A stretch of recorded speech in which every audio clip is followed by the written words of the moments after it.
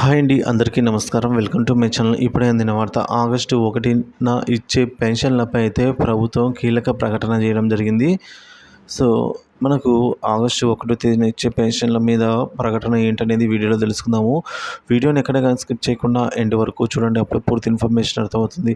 వీడియోకి ఒక లైక్ చేయండి ఫ్రెండ్స్. వీడియోలోకి అయితే వెళ్ళిపోదాము ఫ్రెండ్స్. ఇక విషయానికి వచ్చినట్లయితే ఆగస్టు నెల సమీపిస్తూ ఉండడంతో రాష్ట్ర ప్రభుత్వం మరొక కీలక నిర్ణయం తీసుకొచ్చింది. పెన్షన్ పంపిణీ మార్గదర్శకాలకు విడుదల చేసిందండి. లబ్ధిదారులందరికీ పెన్షన్ ఒక్క రోజులోనే పంపిణీ చేయాలనైతే ఆదేశాలు జారీ చేసింది ప్రభుత్వము.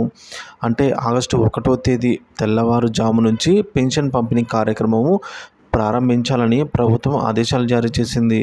సచివాలయ సిబ్బంది ముందుగానే పెన్షన్ పంపిణీ చెయ్యాలని తెలిపిందండి. సో సచివాలయ ఉద్యోగులు ఎప్పట్లాగా మనకైతే పెన్షన్ అయితే పంపిణీ చేయనున్నారు.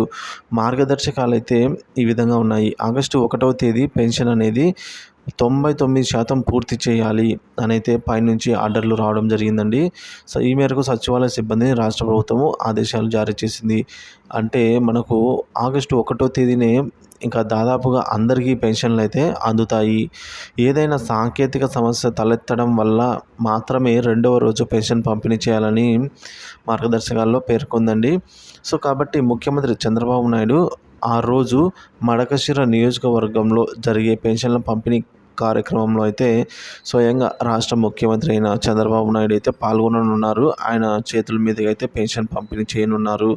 సో కాబట్టి మనకు దాదాపుగా 99% ఆగస్టు 1వ తేదీనే పెన్షన్ పంపిణీ అయితే పూర్తి చేస్తారు. ఆ 1% ఏంటంటే ఏదైనా డివైస్ పనిచేయక, ఏలిముద్ర పడక, లేకుంటే టెక్నికల్ ప్రాబ్లం వల్ల ఏమైనా ఉంటే ఆ 1% వాళ్ళకు మాత్రం మరుసటి రోజు అయితే అందిస్తారు.